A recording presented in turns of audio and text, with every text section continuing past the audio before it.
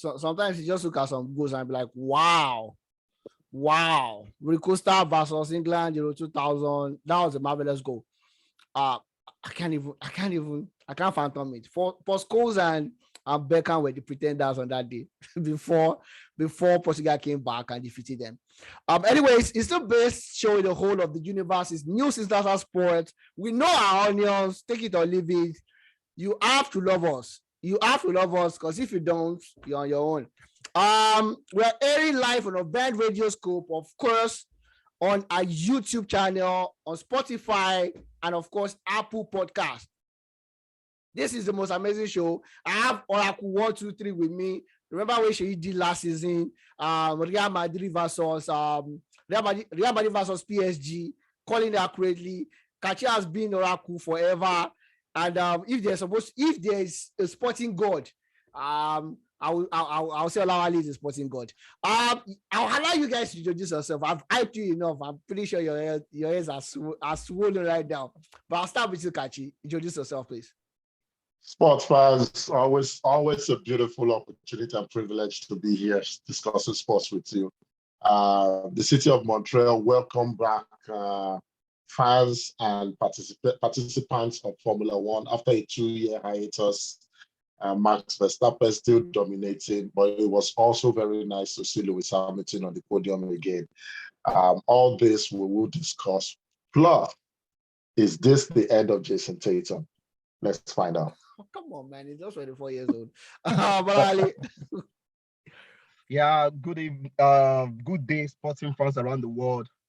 It's been an interesting week in the NBA. A couple of years back, after Kevin Durant decided to pack his bags away from Auckland and take his talent to New York, with coupled with Klay Thompson injury, most people, including myself, probably felt that should be the end of the Golden State title challenge. But for a well-run organization, for an organization that knows what they are doing, coupled with their big three, always staying grounded, they came back and they proved everybody's wrong, and now they've won their 4th title in 8 years, and that's a dynasty in the LeBron James era. For me, I think that's the biggest takeaway from this NBA final. All right, perfect. Shay. Looks like Shay is frozen for a second. Hello, everyone. Okay. Go ahead, Shay, please.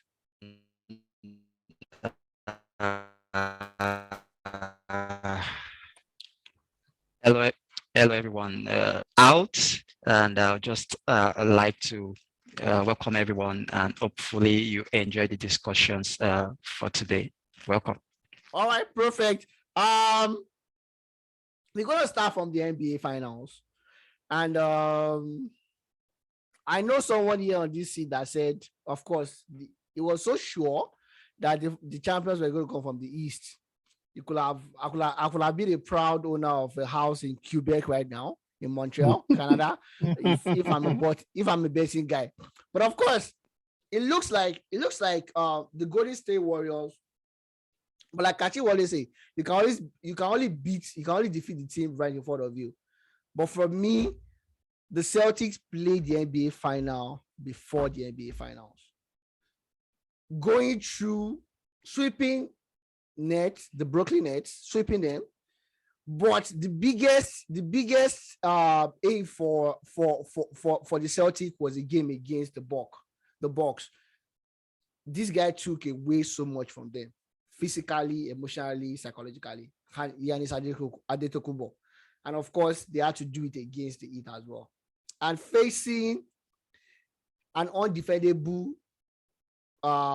Steph Curry in his elements, Draymond Green being the emotional leader, and of course Andrew Wiggins coming to the party, Gary Payton that used to play in the G League to coming to the party, showed what harmony could mean in a team.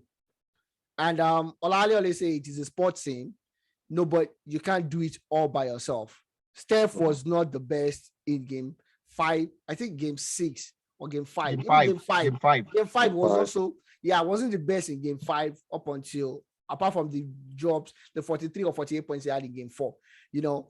But overall, Kachi, I'm going to start with you, and I'm going to start from where we ended before the show. Who do you think will most likely come back into an NBA final between these two teams?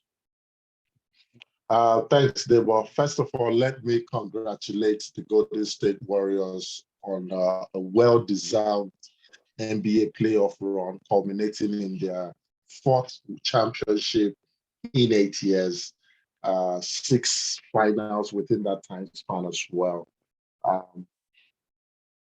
Before we get into that, I need to qualify this by saying I do not think this was the most talented Golden State Warriors team, but I thought this was the best Golden State Warriors team in the sense that every single person played their role to a T. You know, no one, and I think that's really what affected the Celtics. I think it got to a point between Jaylen Brown and Jason Tatum. The lights and the bright lights of Finals MVP got to their head, and they stopped moving the ball around and played almost 25-27% of ISO ball against that stout defense. But that aside, now to your question, I sincerely believe that the Warriors are more likely to get back to the finals than the Celtics. And allow me this very reason. Two main things. The supposed best team in the West right now, we do not know how they will look like next year. And I'm talking of the Phoenix Suns. CP3 is in his dying ember of his career. I don't think he can bring that consistency over a stretch of 82 games in the regular season and 16 games in the NBA playoff, which will culminate in a win. Devin Booker is a star, but not a superstar. So things need to change in Phoenix Sun. The LA Clippers, will we ever see a healthy LA Clippers that will ultimately show us what they can potentially do? And that is challenge for the championship. The Lakers, yes, they have a new coach in Darwin Ham, but how will that team be? Especially hearing from an Anthony Davis that said, oh, he hasn't touched or shot a basketball since 5th of April.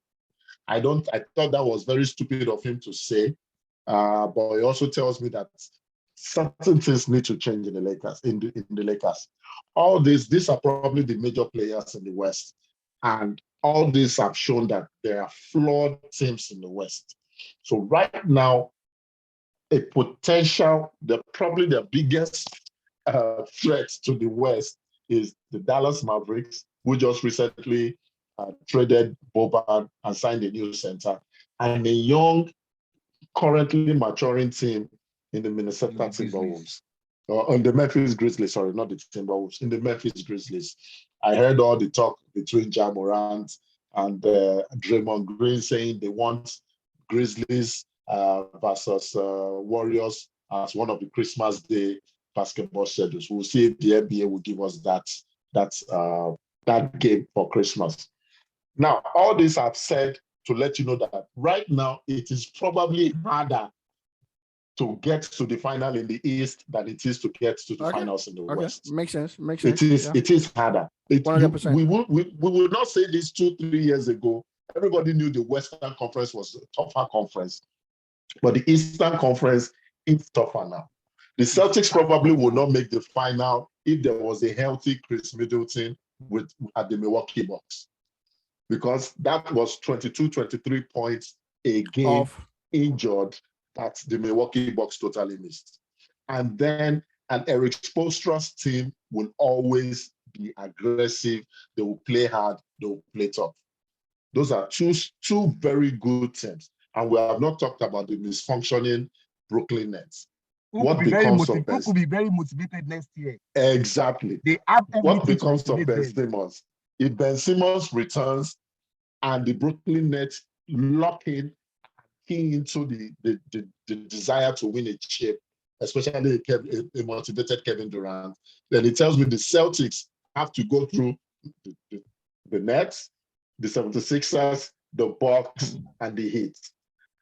That's why I believe the Warriors are more likely to get to the finals before the Celtics. The Celtics can do it. So. All right, perfect. Yeah. Thank you very much. That was wonderful. And of course, Olali, what about you? What do you think? I think Kachi has probably did a very proper analysis of it. I think there are too many uncertainty in the West. Like he said, we don't know. For me, I think their biggest challenge for the Warriors next year is going to likely be the Grizzlies. Are the Grizzlies going to be a bit more mature than they have this year? Can Ja Morant himself stay healthy? He needs to a bit modify his game. It is not every time you have to go for all those crazy dunks. I think they need a little bit of, they need to be a little bit of what do you call it, maturity that has to. But, apart from them, I think the other thing you might probably look at is the Clippers. But the Clippers, we don't even know the kind of Kawhi Leonard we are going to get. And we don't know the kind of Paul George. If the Clippers can be healthy and they can be injury free, yes, but just like Kachi said, too many teams with a lot of uncertainty. It's early days. A lot of movements is going to happen through free agency, trading, a lot that will probably still shape the way next season is going to go. But as based on the information that is available to us today, I think it will be more difficult for the Boston Celtics to get to the final than the Warriors. And because the Boston Celtics, they need to answer some bit of question in the offseason. What are they going to do to Marcus Smart? For all his defensive ability, his aggressiveness, he is not the ideal playmaker for what do you call it? The ideal point guard for that team. One of the main problems they had in this final is turnover. In fact, not in this final. One of the main problems they had in the NBA playoff is the what do you call it? It's turnover. Jason Tatum recorded a record 100 turnovers throughout the whole NBA series. And the reason why this happened, the next person to him in the whole league is his teammate, Jaylen Brown, which means both these two players have the balls in their hand most times, and they are not the best. They don't have the best handles when it comes to handling the ball, and they are not really the best decision makers in terms of playmaking. So that goes back to Smart. Smart doesn't give them. When you have a true essential point guard, let me say somebody like Raja Rondo, a Chris Paul, what they do is they make it very much easier for the superstar to score. They give them the ball where they want it.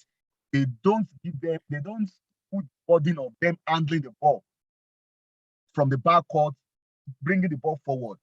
So they need to do something about that. They need, for them to even have a very good chance, they need to solve their point guard issue, because it was a big problem for them throughout this playoff season. It exposed their two stars because they were expected to do a lot of carrying the ball from the back to the front court, and they are not the best in terms of handling the ball. They are not the best in terms of making decisions for others, and that really exposed them, and they turned the ball over a couple of times. So if solving that one is not even a guarantee, but at least that should be the starting point for them. All right, perfect. Thank you very much. Debo, I have a question. Thank you very much for that. Based on what Olawale said. Okay, go ahead, please. Go ahead. Olawale, based on that Marcus Smart issue, what do you think the Celtics should do with their Dennis Schroeder problem? Let's not forget that Schroeder is still in the books of the Celtics, even though he fumbled the bag with the Lakers. If they have the Dennis Schroeder and they do a 1-2 counterpunch with Marcus Smart and Schroeder alternating them, do you think that begins to solve their problem? It could, because Dennis Schroeder is not even a terrible defender on itself. It's not like it's not, right?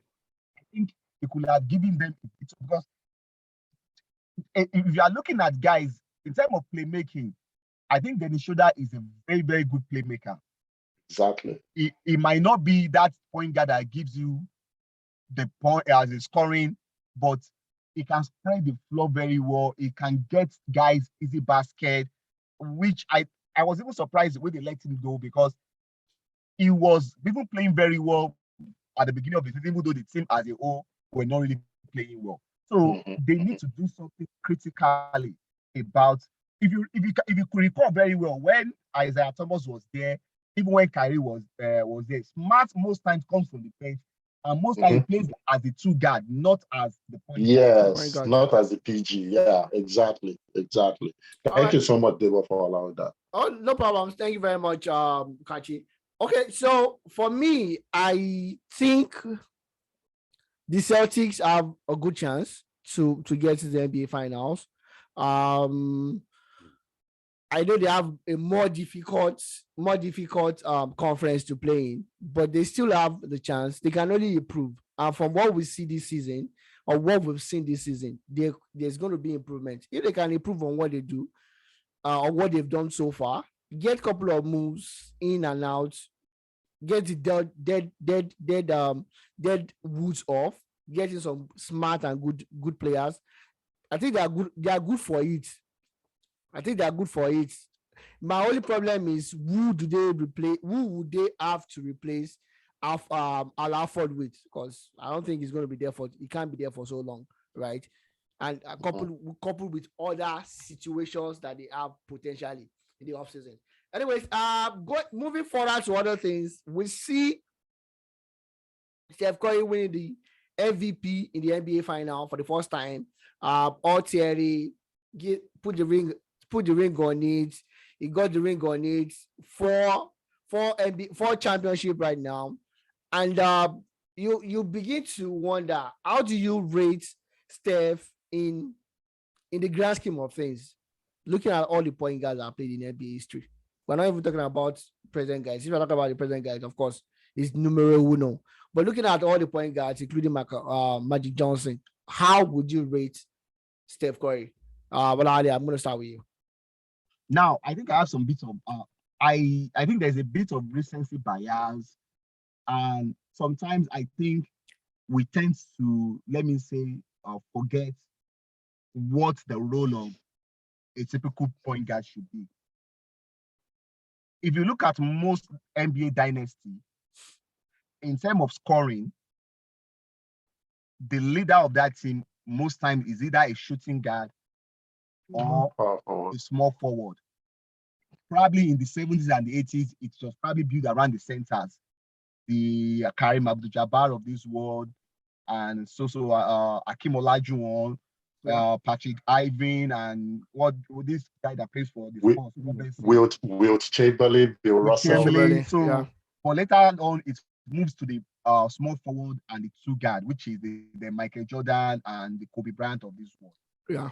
Now, most teams point guard are where most teams, if you can hardly see a team. I think in the 80s and the 90s, the only team you can see the best player of that team was a point guard, was Isaiah Thomas that plays for the Detroit Pistons. But what most point guard does for their team is to create. They are just like typical number 10 that we know in football in those days, the playmaker, the Zidans, the Rico Stars. They are not really there to score the goals for you, but they are there to make the work of others very easy.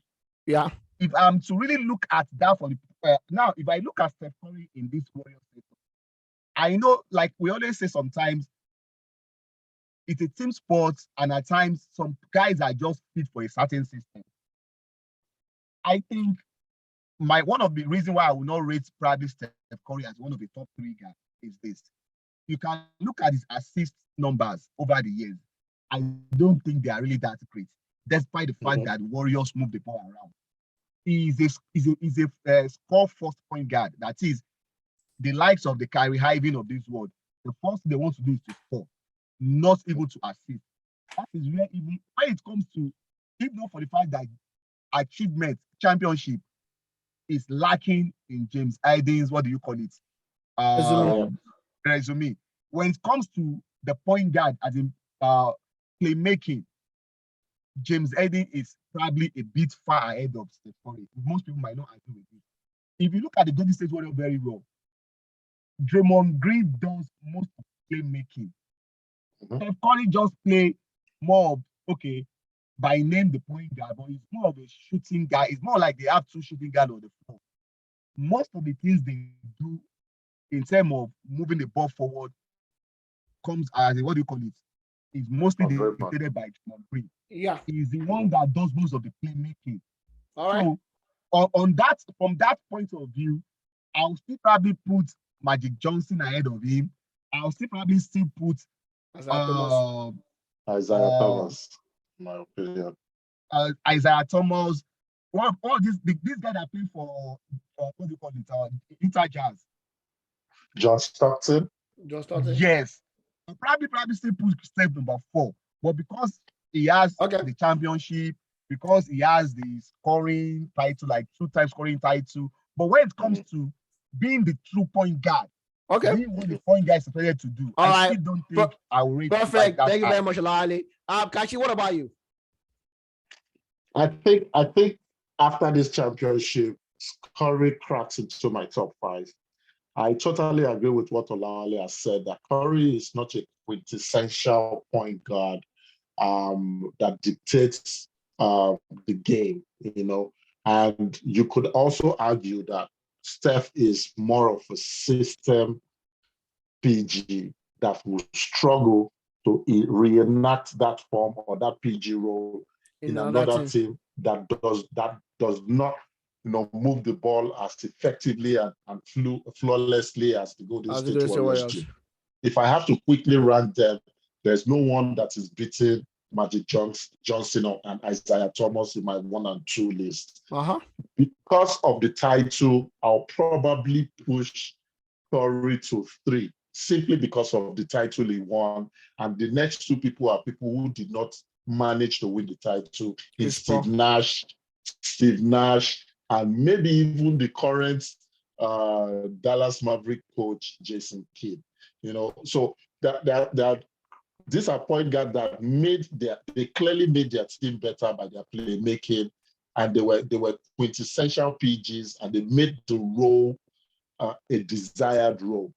Steph only becomes number 3 ahead of Jason Kidd and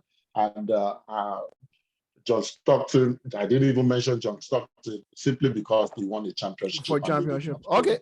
Yeah. But just before I go, Shay, I'm coming to you now. Just before I go, I just wanted to rebuff what both guys, this gentleman just said now. You are forgetting something.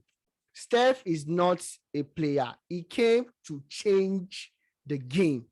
That's what you guys are. But did he change the position of the point guard? He changed the way a point guard plays.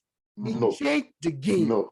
Okay. It changed the way you shoot and get your points. But he did not change the position of the point guard. He changed the Isaiah game. Thomas should be credited with that. Or even Allen Iverson. Steph is a game changer, and he changed the game. See from that perspective, you know, peace. Sheyi, I'm going to come to you now. So our brother from Shagamu, we don't even know where he's from, Shagamu, he's from London. Either one is going again towards to Alexander Usyk again. Usyk is motivated.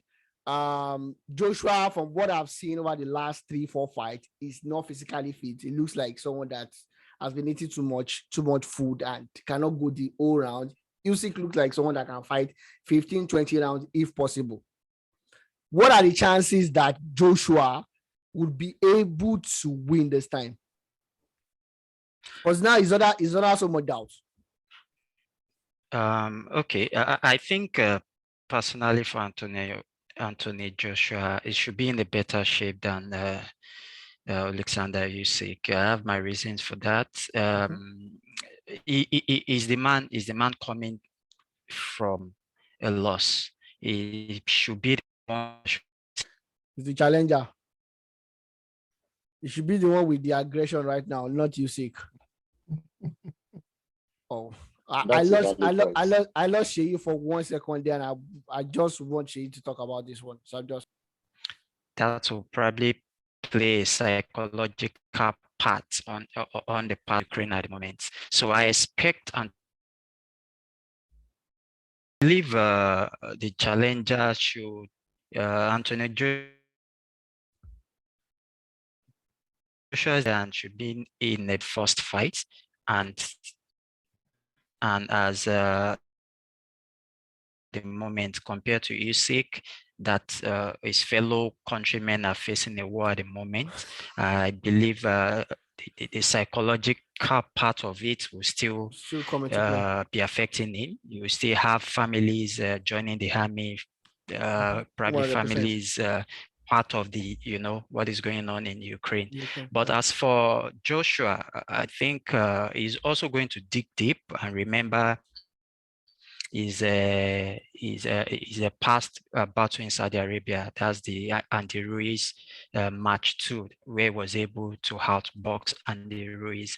And I think Joshua will actually decide the bout in probably the first 5 rounds. That will definitely tell us what will happen in the bout. We know that Joshua cannot go the length with Usyk. Usyk is a master of that. I believe in the first 7 rounds, Joshua should win the fight. If he's unable to knock out Usyk, then we might see the same decision that happened in the first bout. Okay. All right, perfect. Thank you very much for sharing for that. And of course, the Canadian Otto Bataver defeated Joe Smith, and now in the light division, and is looking to defeat the conqueror of Canelo in the next match. Shay. So Shay is done with me. So Eda Balanga, the guy reenacted the spirit of Mike Tyson to bite the shoulder, not the hair now, of Angulo in their match, although he actually did win the match. We'll go on a quick break right now. When we'll come back, we'll be talking about the transfer news across Europe, starting with Paul Pogba. Don't go anywhere, guys. No bad word on radio, but Olawale has given me so much about Paul Pogba. And of course, I can't even support the dude. By first on the news, he said United did not offered him nothing. Only for me to further read the news and see that United actually offered him £300,000 per week. It was on £290,000 before now. Paul Pogba, in his mind and judgment, is thinking faculty, which I doubt is of high quality. Anyways, as of now, thinks he deserves more than £300,000 for the kind of horror show that he has been able to produce for United over the past couple of years. Olale, I apologize deeply, sincerely. I'm not going to say anything. I know I'm one of the avid supporter of Paul Pogba, but with this that I just saw now, I don't understand how Pogba, in his same mind, would say £300,000 offer for what he produces for United is low and is nothing. Olale. Yeah, I think for me, if he was very smart, and if the people around him were a bit smarter, they shouldn't allow that documentary to come out, because he has already settled for something less after that. So that makes him even look very bad on his part. If he has actually signed, let me say, £500,000 worth of deal with another club by now, you could have been saying, okay. But for you to have settled for something far less than what you are even making United look like, United had their own issues. You can't. Nobody's doubting that. But again, we've seen great players standing out in very poor teams in the past. Wayne Rooney is a good example. At the turn of when United started this their bad show, Wayne Rooney in 2003, 2004 played very well in that United team, despite the fact that he didn't do well. You could really pinpoint that, this guy did his own job very well. So for me, my own problem with Paul Pogba, my own problem with United signing him was this. I mean, I spoke, I think, on the final day of Euro 2016, France versus Portugal, and that was about the time the rumor about him joining United. I didn't see much about Pogba in in Juventus. But what I was very certain was that he was just part of the sum. It was not really like he was even the top guy, the top dog. the top guy then, the midfielder, was even Arturo Di Vidal in terms of the box-to-box job. So he found himself in a very good team, and minimum effort is fine. I remember telling you that what I've seen of this guy doing this Euro Championship, I don't think he's that kind of guy. See, for Real Madrid, you can criticize them for this their Galacticos signing of a thing, but there's something they normally do about their Galacticos. They sign a top level talent. The Zidane, Figo, guys that could change the game, guys that could on their own decide the fate of a game, guys that you could look like, as if you look at them on the pitch, you feel like, oh, this guy is a cheat code. This guy playing, is like two guys playing. I don't see Pogba as that kind of a player. But again, this is a world of packaging.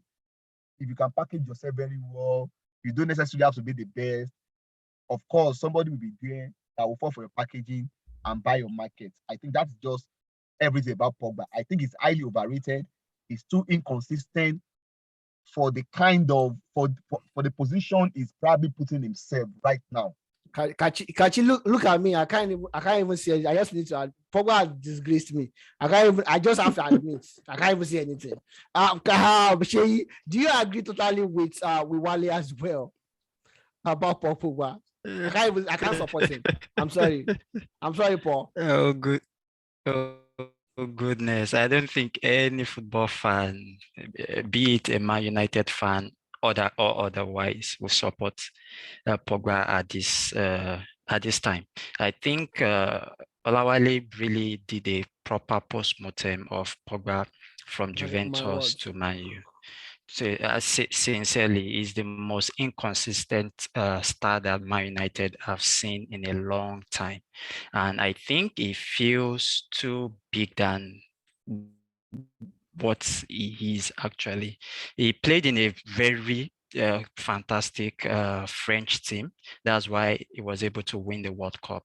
So that being said, I think he's just. I think on a good day, on a fantastic day, once in a while, you see what Pogba should have been. And if he produces that on a consistent level, you can now start talking about someone that can reach the level of the likes of Paul Scholes, talking about Man United midfield, or getting close to the likes of Zidane, if he can be consistent. I've seen Pogba's magic, but if he does that week in, week out, we will not be here discussing this, definitely. So I think Olawale is just spot on Pogba. He behaves like a spoiled kid, which I think he is, and that is just a summary of Pogba to me. He's a spoiled kid. My word, Kachi, spoiled kid. That's the last word. Do you agree as well? It's always interesting when I hear this analysis from pained Manchester United guys. Yes, I think Pogba is a little bit spoiled. But I think one thing I've noticed is Paul Pogba thrives in an environment where he totally 100% enjoys the confidence of the coach and the adulation of the fans. Where either of them is missing, we tend to see certain issues. In Juventus, he was vehemently adored. He was a key part of Allegri's master plan. Yes, Olawale said he wasn't the grifter, or the grafter rather. That was Arturo Vidal. But he was playing like a trequartista, which is the Paupello role, swinging passes from deep in the defensive half of the midfield to other parts of the pitch. And it was a luxury the Juventus team needed then. The same thing, I believe, applied in France, where Kante was happy to be the drafter, and Paul Pogba had the luxury of picking up the pieces when the attackers misplaced certain balls. And he enjoyed the adulation of Didier Deschamps, the confidence of Deschamps, and the adulation of the French team. We noticed that was missing in United, and that adversely affected his confidence. And that is why, instead of going to PSG that was willing to pay more. He offered to go back to a familiar environment where maybe he did not remember that, okay, I think he probably remember Allegri is back and the Juventus fans have fond memories of him. So instead of him going to try something new, he went back to the familiar. And of course, I don't want him to do well. The team I root for is Italy. but I don't think the conditions he left in Juventus are the conditions he's going to meet. So this is going to be another test of his character, another test of his maturity. And it says a lot that, and we talked about this last week, that for Madrid to consider getting a 22-year-old Tchouaméni against a 29-year-old Pogba that they could readily afford, but they saw in him another potential Gareth Bale, which is someone that needs full confidence to achieve results, and they did not want to do that. So I agree with what Olawale and Sheyi have said, but I also think I should add that he needs 100% certainty environment for his potential to come out. He needs a good working environment. United was United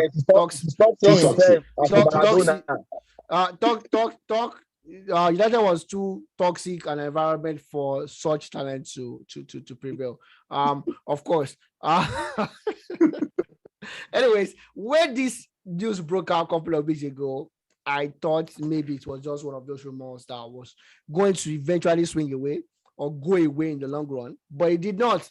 Now we have Mane moving to Bayern Munich for £35 million, with a possibility of an additional 7.5 million to potentially make it 42.5 million pounds, all things being equal. But my worry is, or my question is, and Kasia, I'm going to start with you, is why allow Mane go? This guy, you pay him like $100,000, £100,000 every week. He has been underpaid. Truth be told, given what he has done for the thing, he has been overpaid. If a Pogba is asking for £500,000 every week, then someone like Mane should be getting £650,000 or £700,000 for what he has done for the thing. I'm wondering why Liverpool thinks, okay, it's time for him to go. He's 30 years old. And sometimes we question players. They don't have loyalty, they lack loyalty, they do this, they do that. And you see them treating their guy, one of their top guys, top guns like this. And the same is being melted out to Mo Salah. I remember when we exchanged chats on social media, I told you that sometime in the future, we will get to find out the real reason why Sadio Mane is leaving or left Liverpool. I want to believe that the last Nations Cup final plays a tiny part in it, but I obviously don't have the full details. I think relationship deteriorated between him and Salah at some point. Yes, fences were mended, but I think it couldn't get back to the pre-AFCON level. And I personally believe it plays a part. I heard his coach, Aliou Cisse, say that he also thinks that Bayern Munich, with the kind of football they want to play at the World Cup, he believes that Bayern Munich and what Bayern Munich plays is the system that suits Sadio Mane. So I think Mane, being overly humble, it reminds me of Kante, has a lot of people in his ears. I think relationships soured between the key cogs in Liverpool. And when I say key cogs, I'm looking at Mo Salah particularly. And Liverpool, probably when asked to take sides, decided to put all their eggs in with Salah. The Salah basket. I said when the Darwin Núñez contract agreement was made, that definitely Salah was leaving. But all these are all speculations. And let's not forget that English teams are notorious for not wanting to give non-English players over the age of 30, except they are exceptional, not willing to give them contracts beyond 2 years. And I think Bayern Munich offered a bit more stability than Liverpool were willing to offer. Of course, I don't have all this information in front of me, but haven't seen this happen in the past. It is very easy to draw inference from that or say he will probably give in a 2-year contract at 120. Maybe, I don't have the detail, but I'm very sure that the number of years Bayern offered was definitely more than what Liverpool offered. I wish him well. It's not a downgrade. You can argue it is an upgrade. The only challenge is it is not an upgrade in terms of the competition he will face compared to the English Premier League. At least it will win the league. That's for sure. Shay, are you with us? So Shay, do you believe it's an upgrade for Mo Salah? As I said, Mo Salah, Sadio Mane. Honestly, moving to Bayern Munich. I think yes. I'm going to say yes. If you look at what Mane has achieved already, he has won the league. He's won the Champions League with Liverpool. In fact, he has completed everything in England with Liverpool. On a good day, if he was going to leave Liverpool, you don't expect him to play for any team less than Bayern Munich. I think should be an upgrade. If you're leaving this present Liverpool team and you're not staying in the league with Man City and you're not moving to Real Madrid, Barcelona, I think the next giant club in Europe is Bayern Munich. Okay. Like you said, he's assured of the league. We know that he's going to win league, he's going to win the cup, and probably it could be the missing link for them to win their next Champions League. Also, more money, more years. More money, more problem. What do you expect? All right, perfect. Will Lewandowski gone and said you have been gone as well? I don't know. Talk about Mane's. It's going to be the missing link. Okay. She is saying it's going to be missing link. It could be the missing link. She is preaching his death out, and from all the wonderful oracle work that she has done in the past, I wouldn't throw that in the trash basket. Anyways, Olale, I'm going to come to you now.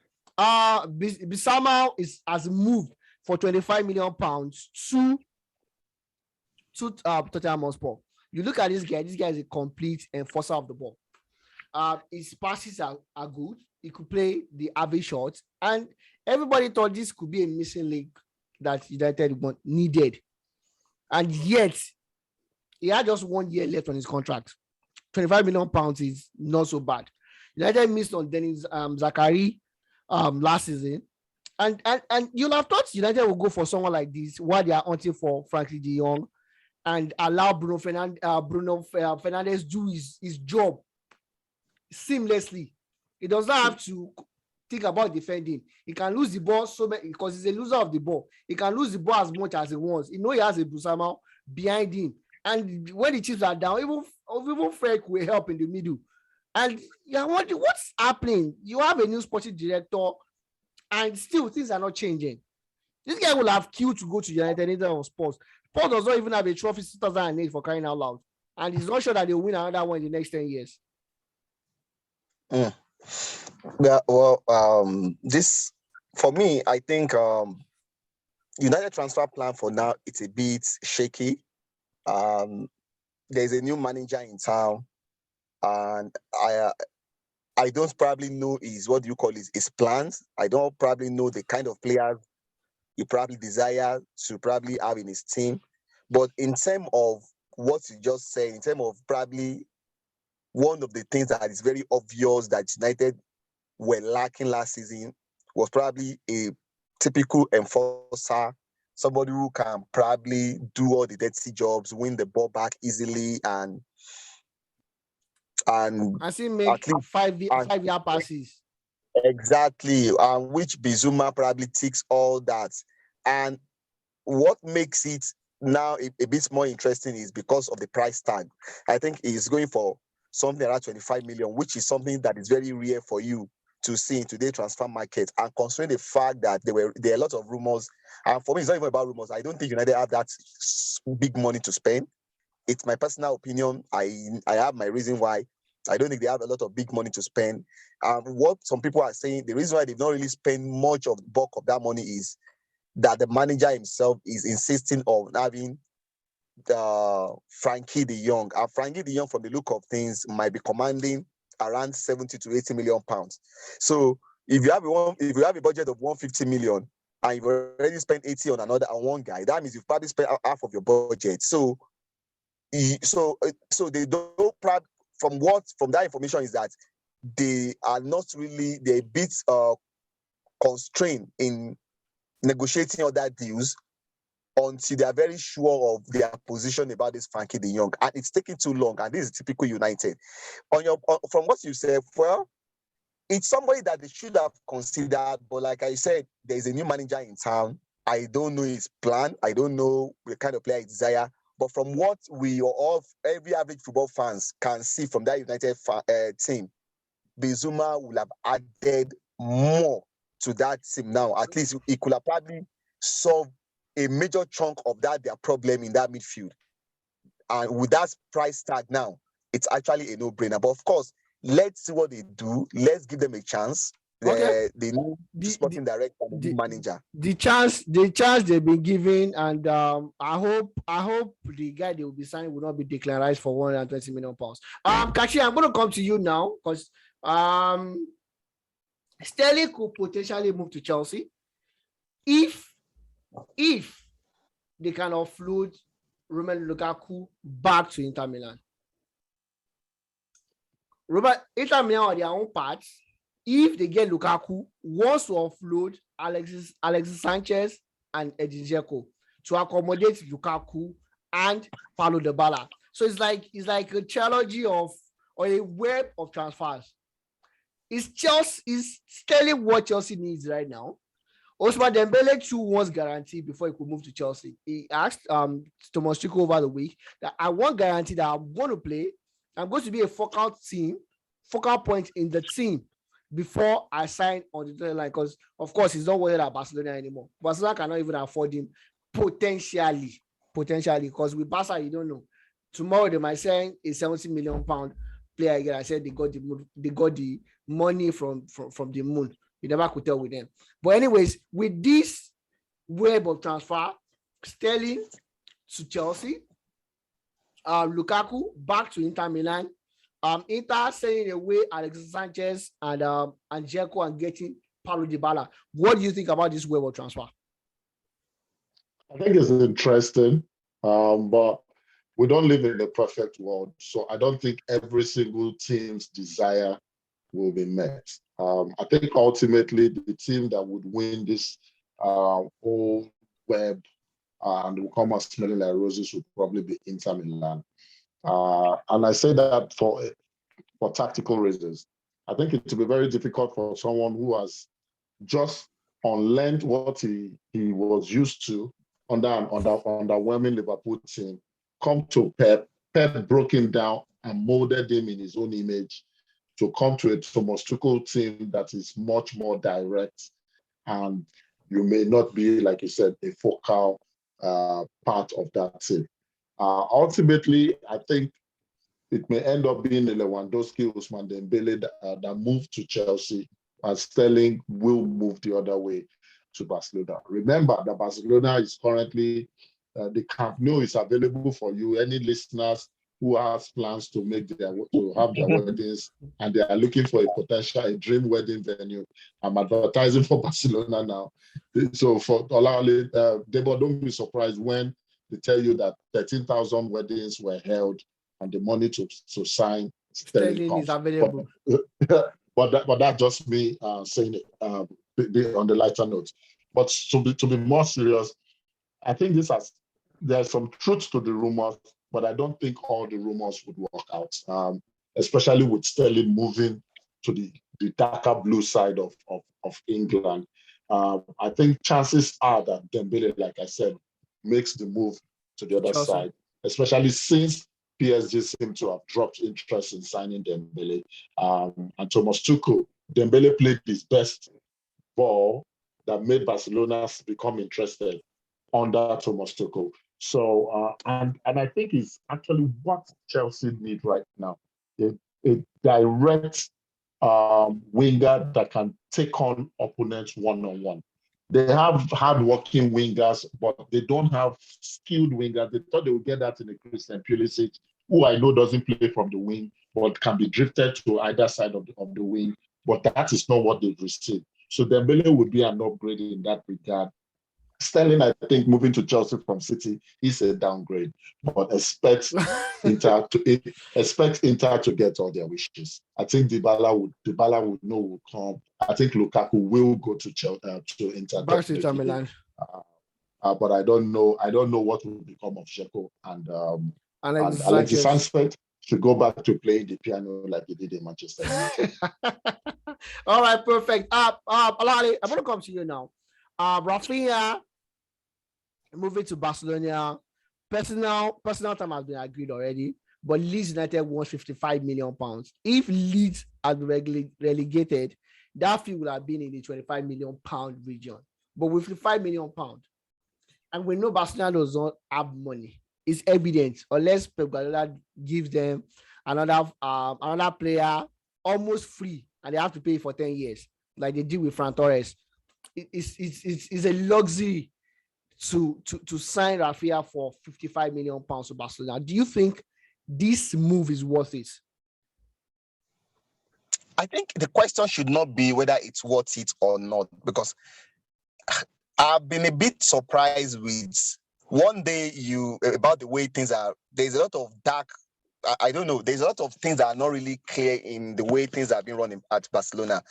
One day they need to offload some players to balance their books. Another day they are being bullish about getting some players, and like you just want to imagine. There's still a rumor of Lewandowski, and that's why I'm a bit surprised about the Lewandowski signing, where he's clearly openly telling the whole world that he wants to move to Barcelona. It seems that you are not even sure they could afford the money, they could get the money to sign you, or not even to pay your salary. Now, looking at the Rafinha's case, having an agreeing personal terms with a player it is nothing if you don't agree the fee with the club. Rafinha would be a good addition to them. I didn't really know that, especially if Dembele leaves, because I think Dembele towards the end of last season plays more on the right for them. Mm-hmm. I think Ferran Torres most time operate from the left. Yeah. And yeah, so in terms of signing, of course, he's an exciting guy, very skillful guy. He's going to. I think the Spanish game will even suit him the better. He was going to have more time on the ball, space to do his things. From the footballing point of view, it's a very good signing. But for me, it's just the economics, the kind of players they will need to offload to balance the book to get his own that I'm not really sure of. And I just don't know where all these stories are coming from. It's just for me. From the footballing side, you can say, fine, it makes sense, considering Dembele might likely go. But just looking at Barcelona, where will they get the money from? Exactly. That's the problem. So where would they get the money from? And even if they can get the money, is it worth it to sign Rafinha for 55 million pounds and end up not being able to sign another player again? What's the force about it? Are we saying there are no talent from La Masia? For me, I even think if you ask me, I might even think the Rafinha signing makes more sense than Lewandowski signing. It's my personal opinion, because of course, if you have Aubameyang, do you want to pair them together? How do you fit in Aubameyang? Do you want to shift Aubameyang to the left? Is it going to be more effective than Ferran Torres or what? Do you understand? Yeah. I think signing Lewandowski without really having what you want to do with Aubameyang is you creating more problem for yourself as a manager. All you need is a very good backup for Aubameyang, not a player that you have to think you want to probably force yourself to find a formation that suits the two of them. So for me, I think Rafinha signing makes better sense if they can get the money, of course, than even Lewandowski signing. All right, perfect. Thank you very much for that. And Fabio Vieira has moved to Arsenal for a fee of about 30 million pounds. Potentially moving upwards, depending on appearances and number of trophies as Arsenal could win. this is a guy that is pretty unknown in the grand scheme of things. Moving from Porto, is a young lad as well. Plays on the left side of a front three. Could play in the central midfield as well, or play on the right side of the front three as well. So exciting time for Arsenal. Sheyi, does this potentially spell the end for Nicolas Pepe? He already changed his agent, so that means with this new signing, Pepe is definitely going. Is it safe to say that? I think that's an option for him, but at the same time, we also need to remember that there is no more Alexander Lacazette, and I think this is a time for Martinelli to move to a striker role proper.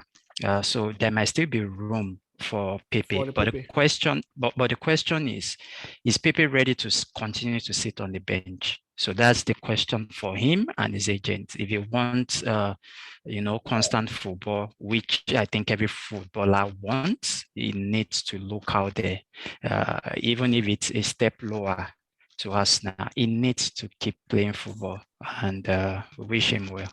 All right, perfect. Thank you very much for that. And of course, Vitinha has agreed personal terms with PSG as well. Potentially a 35 million pound move from Porto to PSG. You wanted to ask something before we go on? Yeah, I think before you leave the Arsenal story, I think this should be their third signing of the season. If I'm right, they signed a young Brazilian, Marquinhos. Marquinhos, yeah, they signed Turner from MLS as well, a goalkeeper, and this is Fabio Vieira. Let me look at looking at Fabio Vieira and the Marquinhos signings. They are relatively unknown signings, and these are guys that I don't think Arsenal have nothing to lose, even if they don't perform. These are the one thing I like about the way Arsenal has conducted their business so far is, I think they understand where they are, they understand their position in the market, they understand that there are some kind of players that they can sign. What they are focusing on are guys with a very high upside, people that if this Vieira turns up to be, what do you call it, a hit on the Marquinhos. Yeah, I mean a hit. Everybody will be like, wow, from where did they get this guy from? These are the kind of signing that change the fate of a club. Like when you get players probably out of nothing. But if they don't even turn up well, it's not a big deal because it's not like they've spent all their fortune on them. So exactly. I think I understand them. It is better they are doing their business very early. The coach can have the preseason to get there. And considering that this season, the off season is going to be very, very short because of the World Cup break that is going to happen in December. Mm-hmm. So to us now, they are not wasting their time on players that they are sure of not getting. Rather, they are focusing on the kind of players that fit in their profile, who can probably surprise the world. Yeah, perfect. Thank you very much for that, Olawale. But Olawale, I'm going to say, okay. Go ahead. I actually want to ask Olawale a question. What will you call this? Is it a lack of ambition or building for tomorrow? No, it's not.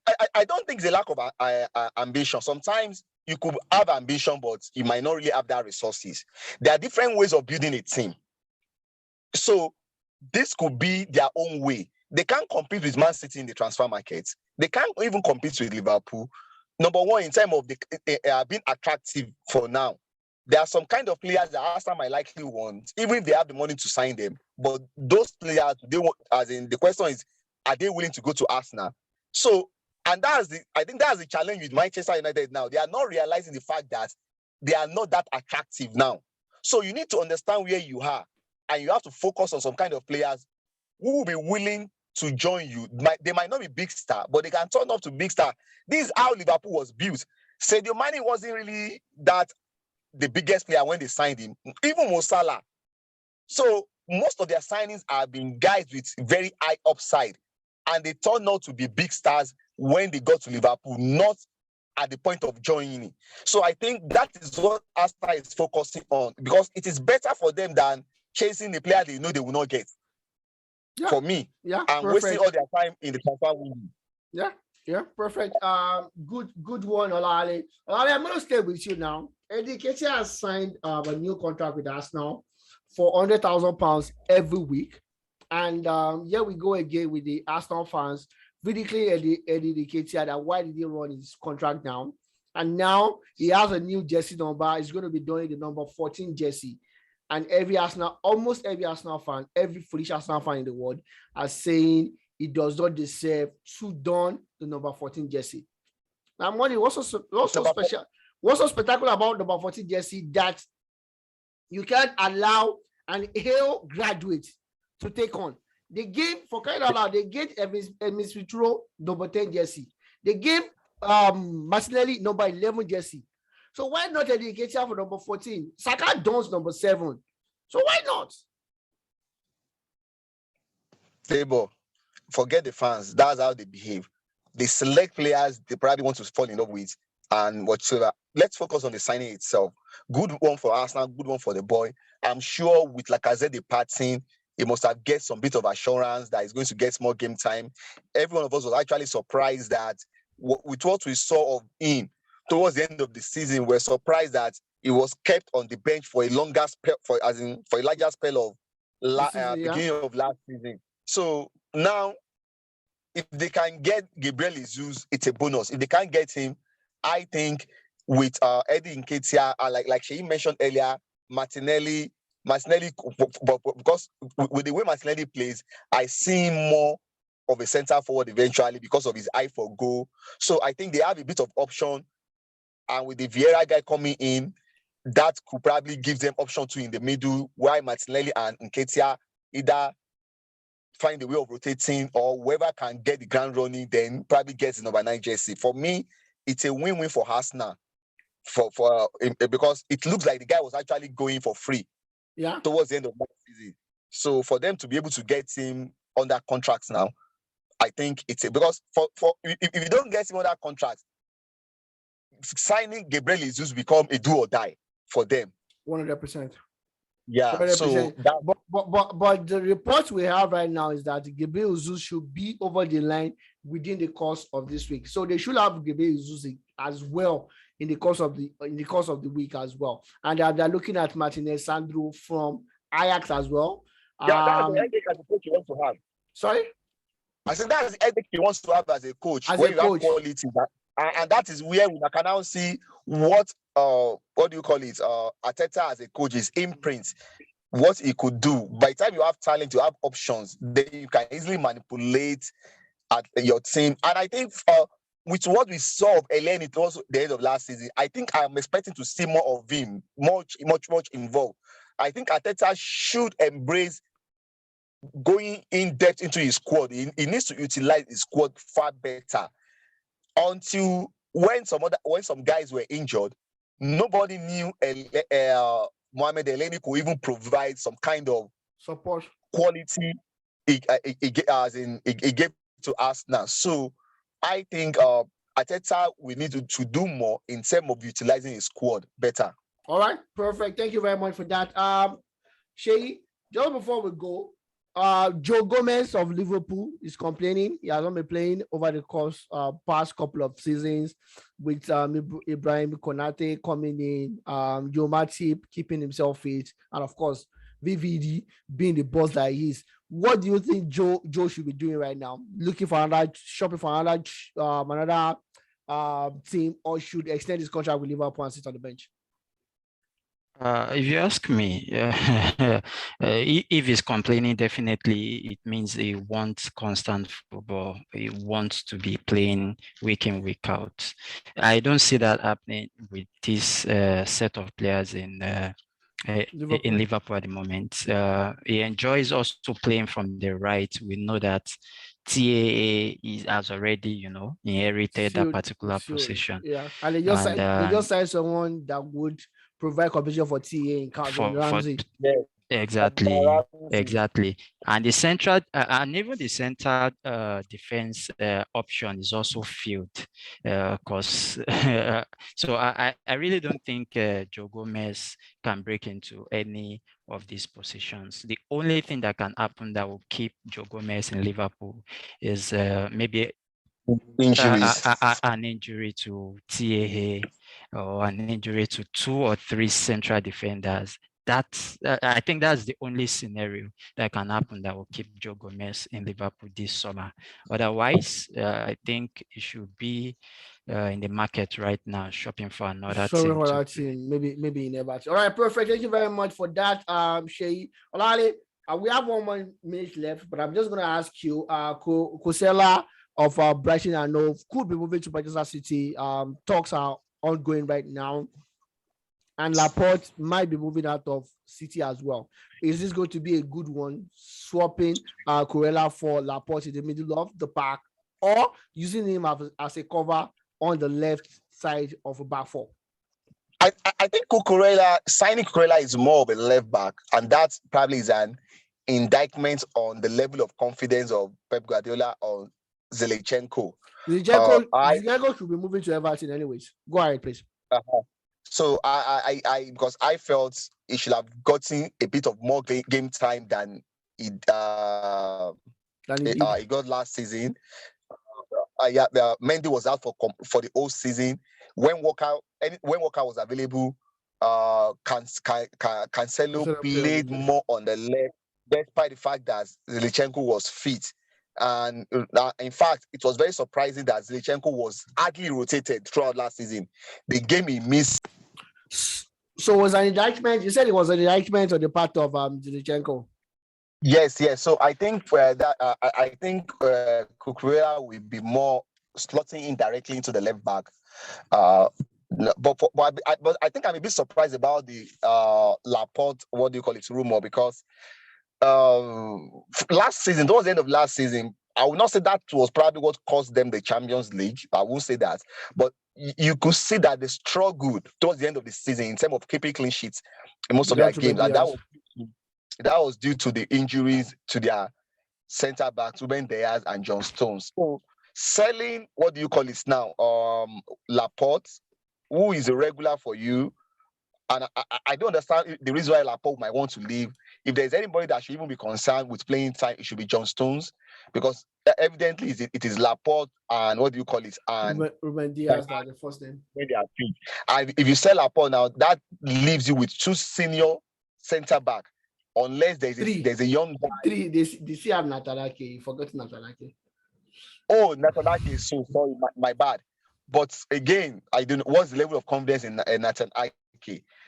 But I think the Natalake probably changes, because what was in my head, I was just thinking like that leaves them with John Stones and probably with Natalake, but still yet I still don't understand and the motivation behind Laporte.